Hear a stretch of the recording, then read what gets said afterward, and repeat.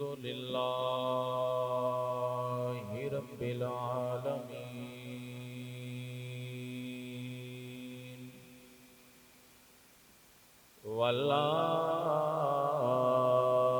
والعاقبة للمتقين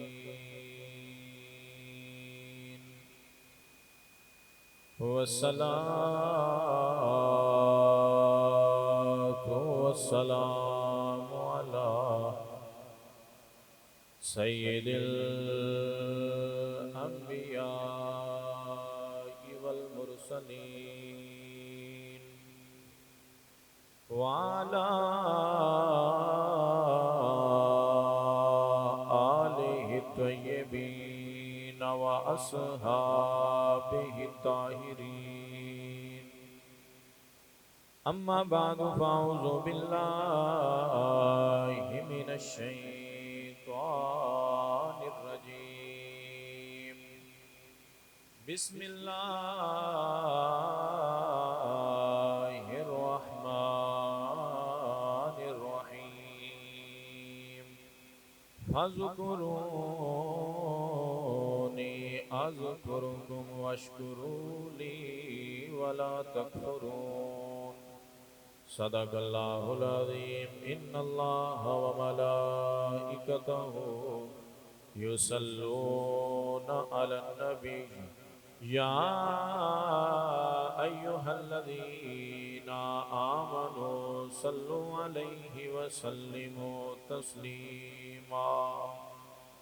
الصلاة والسلام عليك يا سيدي يا رسول الله وعلى آلك وأصحابك يا سيدي يا حبيب الله الصلاة والسلام عليك يا سيدي يا نبي الله وعلى آلك وأصحابك يا رحمة للعالمين سرکار غوث اعظم نظر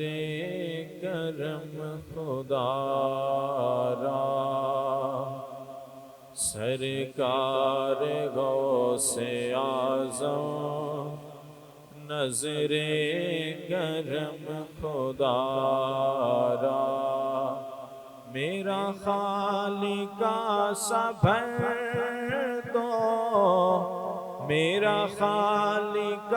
سا بھر دو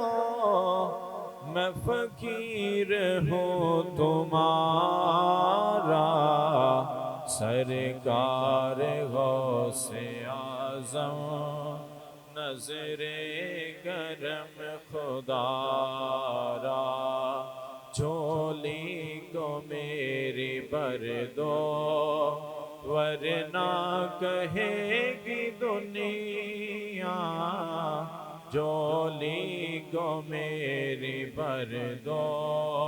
ورنہ کہے گی دنیا ایسے سخی کا منگتا غوث جلی کا منگتا پھرتا ہے مارا مارا سرکار غوث اعظم نظر کرم خدا را سرکار غوث اعظم نظر کرم خدا را یہ ادائے دستگیری کوئی میرے دل سے پوچھے یہ ادائے دستگیری کوئی میرے دل سے پوچھے وہی آ گئے مدد کو وہی آ گئے مدد کو میں نے جب جہاں پکارا سرکار غوث اعظم نظر کرم خدا را میرا بنے ہے دولا محفل سجی ہوئی ہے، میرا بنے ہے دولا شادی رچی ہوئی ہے، سب اولیاء براتی، سب اولیاء براتی، کیا خوب ہے نظارہ سرکار غوث اعظم نظر کرم خدا را،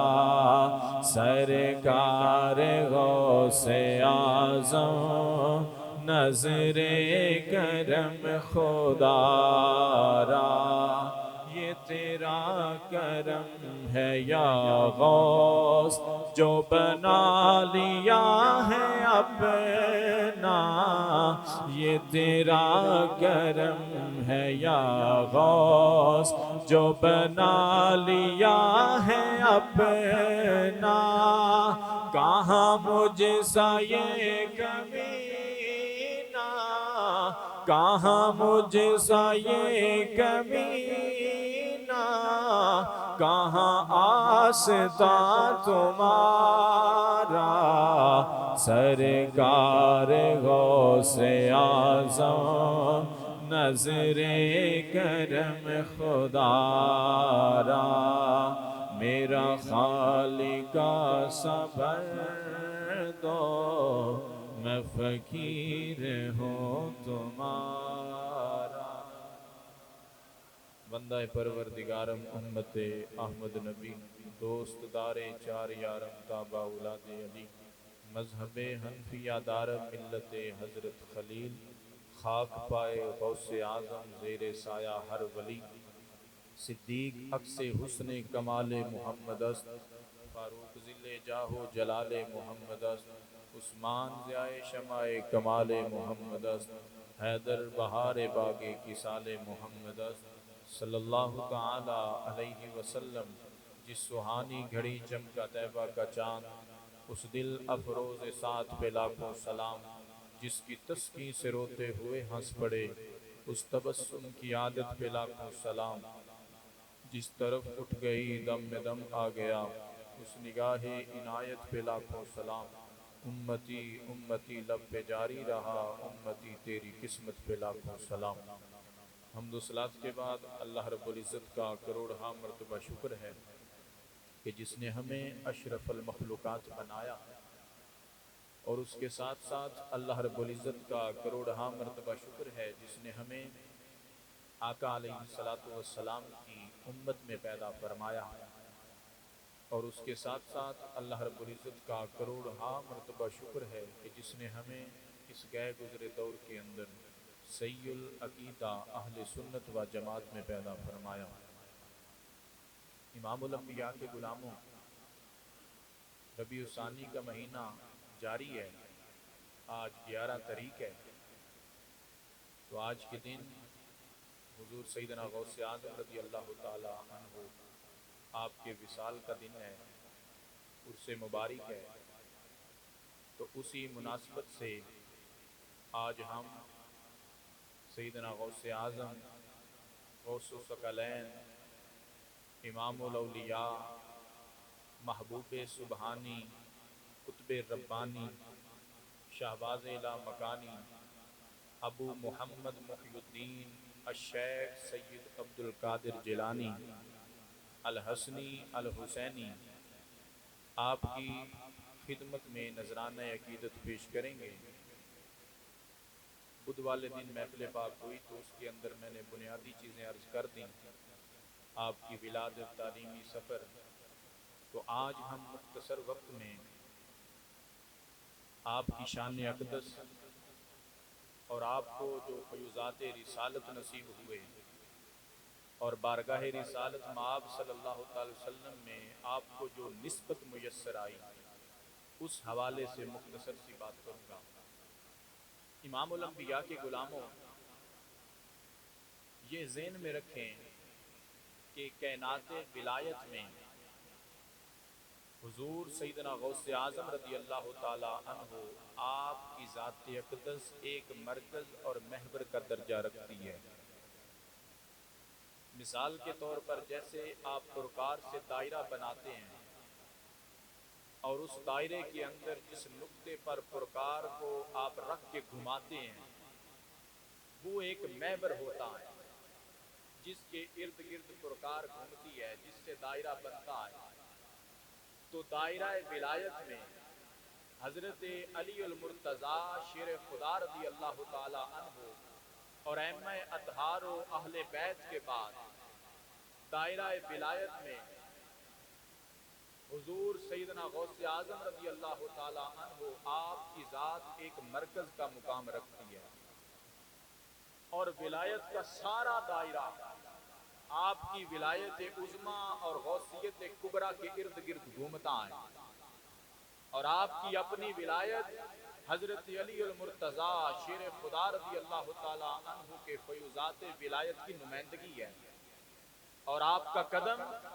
ولایت محمدی صلی اللہ تعالی علیہ وسلم کی راہ پر ہے۔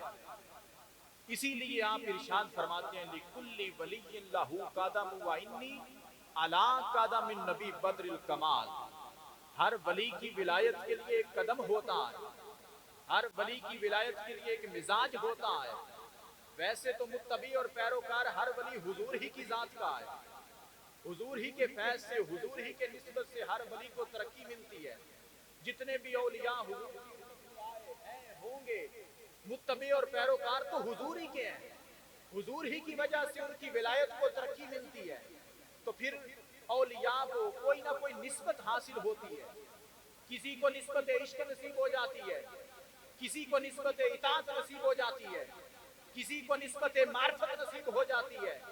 تو پھر یہ نسبتیں جو فروغ پاتی ہیں تو ان نسبتوں کے تعینات اور تشخصات کی بنا پر اس صاحب نسبت کی ولایت کا مزاج تعمیر ہوتا ہے۔ پھر اس خصوصی مزاج کی بنا پر ہر ولی کی ولایت کو ایک نہ ایک نام دیا جاتا ہے، کسی کو ولایت عیسوی کا نام دیا جاتا ہے، کسی ولی کی ولایت کو ولایت موسوی کا نام دیا جاتا ہے، کسی ولی کی ولایت ابراہیمی کہلاتی ہے۔ امام الانبیاء کے غلاموں سیدنا غوث اعظم کی یہ شان ہے کہ آپ کو اللہ رب العزت نے روز اول سے ہی ولایت محمدی صلی اللہ تعالی وسلم سے سرفراز فرما دیا تھا۔ اسی لیے آپ قصیدہ غوثیہ کے اندر فرماتے ہیں لِكُلِّ وَلِيٍّ لَهُ قَدَمٌ وَإِنِّي عَلَىٰ قَدَمِ النَّبِي بَدْرِ الْكَمَالِ۔ ہر ولی کی ولایت کے لیے ایک قدم ہوتا ہے، کسی کو ولایت عیسوی کا قدم ملتا ہے، کسی کو ولایت موسوی کا قدم ملتا ہے، کسی کو ولایت ابراہیمی کا قدم ملتا ہے۔ ولایت عیسوی والے کی ولایت میں حضرت عیسیٰ کے معجزات کا رنگ جھلکتا نظر آتا ہے، ولایت موسوی والے کی ولایت میں حضرت موسیٰ کے ید پیدا کا رنگ جھلکتا نظر آتا ہے، ولایت ابراہیمی والے کی ولایت میں نار نمرود کے گلزار ہونے کا رنگ جھلکتا نظر آتا ہے۔ مگر جب اس ولی کو ولایت محمدی نصیب ہوتی ہے تو اسے معجزات مصطفیٰ کا امین بنا دیا جاتا ہے، معجزات مصطفیٰ کا امین بنا دیا جاتا ہے۔ اسی لیے آپ فرماتے ہیں لِكُلِّ وَلِيٍّ لَهُ قَدَمٌ وَإِنِّي، ہر ولی کو ایک نہ ایک قدم ملتا ہے، ہر ولی کی ولایت کے لیے ایک مزاج ہوتا ہے، ایک راستہ ہوتا ہے۔ فرمایا کسی ولی کو کوئی راستہ ملا، کسی کو کوئی راستہ ملا، مگر عبد القادر کو راستہ محمدی نصیب ہوا، قدم محمدی نصیب ہوا۔ یہی وجہ ہے کہ آپ کو محبوبیت میں وہ کمال ملا جس کا تصور بھی نہیں کیا جا سکتا۔ تو امام الانبیاء کے غلاموں اولیاء کرام جب یہ مقامات طے کرتے ہیں، جب یہ مقامات طے کرتے ہیں تو اللہ کی بارگاہ میں قرب کی منزلیں پاتے ہیں۔ پھر قرب کی تین قسمیں ہیں، قرب نوافل، قرب فرائض اور جمع بین القربین۔ صحیح بخاری مسلم کی متفق علیہ حدیث ہے، آقا علیہ السلام ارشاد فرماتے ہیں، حدیث قدسی ہے، بڑی معروف حدیث ہے۔ ایک نقطہ عرض کرنا چاہتا ہوں، امام الانبیاء کے غلاموں اللہ رب العزت نے فرمایا جس نے میرے ولی کے ساتھ عداوت و دشمنی رکھی وہ یہ بات جان لے کہ میرا اس کے ساتھ اعلان جنگ ہے۔ اب وہ جنگ کب برپا ہوتی ہے یہ اللہ اس کا رسول بہتر جانتا، مگر فرمایا اعلان جنگ ہے۔ اس کے بعد فرمایا کہ جتنا قرب بندے کو میری بارگاہ میں قرب فرائض کے ذریعے ملتا ہے، اتنا قرب دنیا کا کوئی عمل اسے میری بارگاہ میں عطا نہیں کر سکتا۔ قرب فرائض کے ذریعے حاصل ہونے والا قرب سب سے اونچا قرب ہے۔ اور قرب نوافل کے بارے میں فرمایا جب بندہ نوافل کی کثرت کرتا ہے تو میرے قریب ہوتا چلا جاتا ہے۔ قرب نوافل کے ذریعے جب بندہ کثرت کرتا ہے نوافل کی تو میرے اتنا قریب ہو جاتا ہے، فرمایا میں اس کی آنکھ بن جاتا ہوں جس سے ولی دیکھتا ہے، میں اس کے ہاتھ بن جاتا ہوں جس سے ولی پکڑتا ہے، میں اس کے کان بن جاتا ہوں جس سے ولی سنتا ہے، میں اس کے پاؤں بن جاتا ہوں جس سے ولی چلتا ہے، اور ایک روایت میں فرمایا میں اس کا دل بن جاتا ہوں جس سے ولی ارادہ کرتا ہے۔ اگر مجھ سے سوال کرے میں یقیناً اسے عطا کرتا ہوں، اگر میری بارگاہ میں کسی کے لیے پناہ مانگے تو میں اسے پناہ بھی عطا کرتا ہوں۔ امام الانبیاء کے غلاموں، قرب نوافل کے ذریعے ولی کو یہ مقام ملتا ہے کہ اس کا سننا اللہ سے، اس کا پکڑنا اللہ سے، اس کا چلنا اللہ سے، اس کی ساری حرکات کے اندر فائل اللہ کی ذات ہو جاتی ہے۔ بندے کو ولی کو یہ اللہ کے ساتھ معیت کی نسبت حاصل ہو جاتی ہے جو قرب نوافل کے ذریعے ملتی ہے۔ امام الانبیاء کے غلاموں، پھر جب بندہ قرب نوافل سے آگے بڑھتا ہے، قرب فرائض میں آتا ہے تو وہ مقام آتا ہے۔ قرب نوافل میں تو ظاہر کی نسبت اللہ کی طرف تھی، باطن میں بندہ خود فاعل تھا۔ امام الانبیاء کے غلاموں، قرب فرائض میں باطن کی نسبت اللہ کی طرف ہو جاتی ہے، وہاں صورتحال بدل جاتی ہے۔ قرب نوافل میں مقام معیت تھا لیکن قرب فرائض میں مقام فناہیت ہو جاتا ہے۔ پہلے دیکھتا بندہ تھا، آنکھ اللہ کی طرف منسوب تھی، پکڑتا بندہ تھا، ہاتھ اللہ کی طرف منسوب تھے، سنتا بندہ تھا، کان اللہ کی طرف منسوب تھے، مگر قرب فرائض میں بندے کا دیکھنا نہ رہا، آنکھ بندے کی ہو گئی، دیکھنا خود خدا کا ہو گیا، کان بندے کے ہو گئے، سننا خود خدا کا ہو گیا، ہاتھ بندے کے ہو گئے، پکڑنا خود خدا کا ہو گیا۔ امام الانبیاء کے غلاموں، قرب فرائض میں باطن کی نسبت اللہ کی طرف ہو جاتی ہے۔ وہاں قرب نوافل میں مقام معیت تھا، یہاں پر مقام فناہیت ہو جاتا ہے، اور پھر آگے جمع بین القربین کا مقام آتا ہے۔ تو قرب فرائض کے لیے فرمایا حدیث پاک ہے کہ اللہ رب العزت حضرت عمر کی زبان پہ بولتا ہے، زبان حضرت عمر کی ہے، بولنا اللہ کی طرف منسوب ہے۔ تو امام الانبیاء کے غلاموں، قرب نوافل کے بعد جب قرب فرائض کا درجہ آتا ہے تو ولی ترقی کرتا کرتا جب قرب فرائض سے بھی آگے بڑھتا ہے تو وہ مقام آتا ہے جہاں قرب نوافل اور قرب فرائض کے دونوں قرب ایک قرب میں جمع ہو جاتے ہیں، اسے کہتے ہیں جمع بین القربین۔ تو امام الانبیاء کے غلاموں، کسی ولی نے قرب نوافل پایا، کسی ولی نے قرب فرائض پایا، لیکن ولایت غوث اعظم کا یہ عالم ہے کہ آپ کو جمع بین القربین کے مقام پر فائز کیا گیا، جہاں نہ ظاہر آپ کا رہا نہ باطن آپ کا رہا، ظاہر میں بھی اللہ کی قوت کار فرما ہو گئی اور باطن میں بھی اللہ کا امر کار فرما ہو گیا۔ بعض لوگوں نے اس وقت کے اکابر اولیاء سے پوچھا کہ سیدنا غوث اعظم کا مقام کیا ہے، آپ کی شان کیا ہے؟ تو انہوں نے بتایا پہلے مع اللہ، پھر فی اللہ اور پھر باللہ۔ فرماتے ہیں پہلے مع اللہ، اللہ کی معیت میں تھے، اللہ کے ساتھ تھے، پھر فی اللہ، اللہ میں فنا ہو گئے، اور فرمایا پھر باللہ، اللہ کے ساتھ باقی ہو گئے۔ یہ جمع بین القربین ہے، یہ وہ مقام ہے جس کی نشاندہی ہوتی ہے۔ سیدنا غوث اعظم خطاب فرما رہے ہیں، ہزاروں لاکھوں کا اجتماع ہے، ایک چیل آئی، اس نے مجمع کے اوپر شور کرنا شروع کر دیا، چیخنا شروع کر دیا۔ سیدنا غوث اعظم نے نہیں دیکھا کیا ہے، کس کا شور ہے، کیوں شور ہے، اس نے شور کیا، مجمع متوجہ ہوا، آپ کی گفتگو میں انقطاع ہوا، آپ نے غیر ارادی طور پر فرمایا، غیر ارادی طور پر آپ نے فرمایا مالکی قطع اللہ عنقکی، ارے تو کیا ہے، تیرا سر قلم ہو جائے۔ غیر ارادی طور پر آپ کی زبان اقدس سے یہ جملہ نکلنا تھا کہ وہ چیل اس کا سر قلم ہو گیا، تڑپ کے زمین پہ گر پڑی۔ امام الانبیاء کے غلاموں، گفتگو ختم ہوئی، دیکھا کوئی چیز مری پڑی ہے، فرمایا کیا ہے؟ لوگوں نے بتایا حضور چیل ہے۔ فرمایا کیسے مر گئی؟ اب یہ جمع بین القربین ہے۔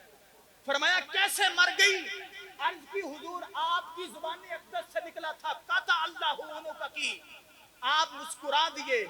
مسکرا کے فرمایا بسم اللہ الرحمن الرحیم، پاؤں کی ٹھوکر ماری، فرمایا جا چیل اڑ جا، تجھے مارنا مقصود نہ تھا۔ چیل اڑ گئی، پرواز کر گئی۔